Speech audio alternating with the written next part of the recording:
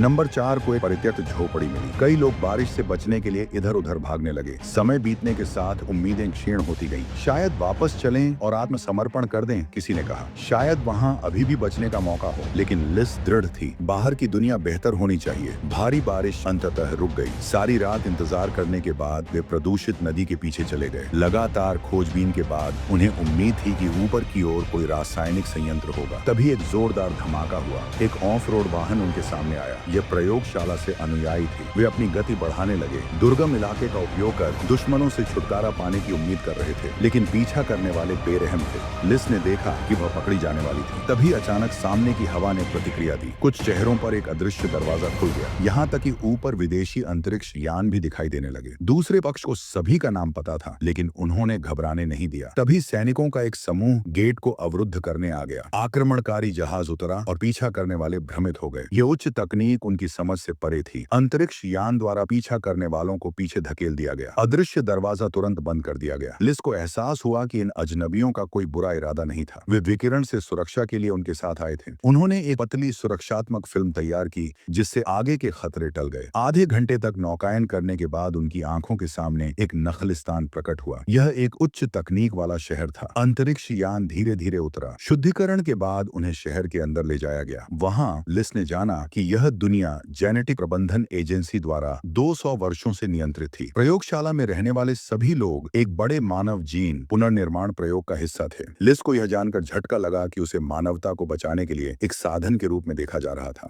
निदेशक चाहते थे कि वह प्रयोगशाला को छोड़कर मुख्य शहर में जाए और जीन पुनर्स्थापना परियोजना का हिस्सा बने। लेकिन लिस जान गई थी कि यह सब एक छलावा था। उन्होंने निर्णय लिया कि किसी भी तरह से इस दमनकारी प्रणाली को खत्म करना होगा। आखिरी युद्ध निदेशक के अंतरिक्ष यान पर जोरदार विस्फोट के साथ समाप्त हुआ। शिकागो प्रयोगशाला की दीवारें ढह गईं और लोग स्वतंत्रता की सांस लेने लगे। अब कोई प्रयोगशाला नहीं, कोई वर्गीकरण नहीं, सिर्फ एक स्वतंत्र दुनिया, लिस ने घोषणा की। शहर ने एक नई शुरुआत की। यह अब सिर्फ एक प्रयोग नहीं, बल्कि वास्तविकता का प्रतीक बन चुका था।